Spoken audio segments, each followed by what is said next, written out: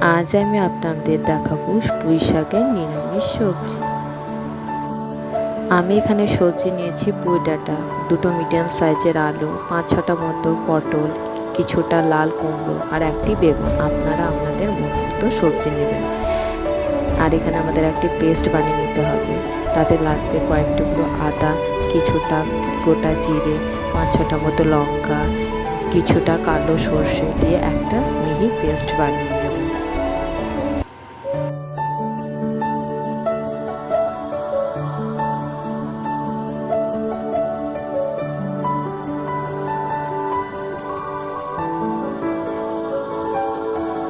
তারপর কড়াই গরম হয়ে আসলে তাতে কিছুটা সর্ষের তেল দেব এবং এখানে সর্ষের তেলের পরিমাণটা বেশি লাগবে। এবং তেল গরম হলে প্রথমে আমরা ভেজে নেব লাল কুমড়োগুলো।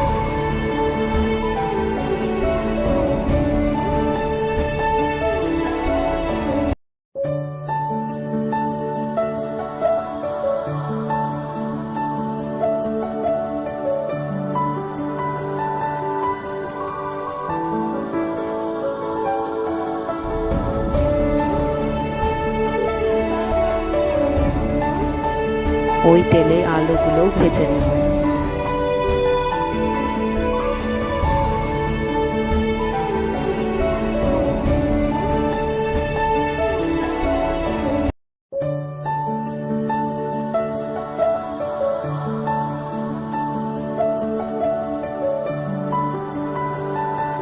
আলু ভাজা হয়ে আসলে আমরা ভাজবো পটল।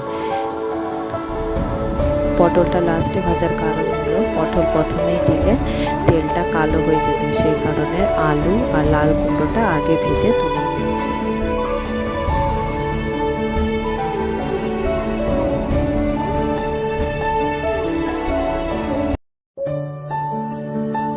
সব সবজি ভাজা হয়ে গেলে তারপরে ওই তেলেই ফোড়ন দেব 5 ফোড়ন।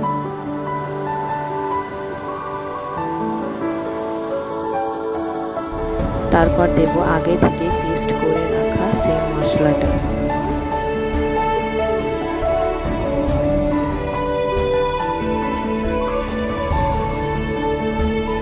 দিয়ে নেব কিছুটা লবণ, কিছুটা ঝালের জন্য লঙ্কা গুঁড়ো, হলুদ গুঁড়ো দিয়ে ভালোভাবে মশলাটা কষাবো। যেই দেখব মশলা থেকে তেল ছেড়ে এসেছে তখন আগে থেকে ভেজে রাখা সবজিগুলো দিয়ে বেশ কিছুক্ষণ নেড়ে নেব।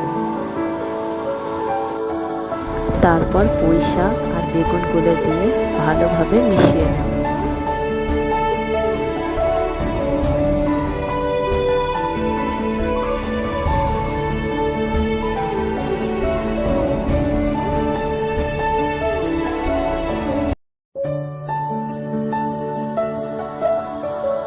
সব সবজিগুলো মশলার সাথে ভালোভাবে মিশিয়ে নেওয়ার পর তাতে জল ঢেলে দেব এবং 5 থেকে 10 মিনিট মতো ভালোভাবে ফোটাবো, যতক্ষণ না সবজিগুলো সিদ্ধ হচ্ছে।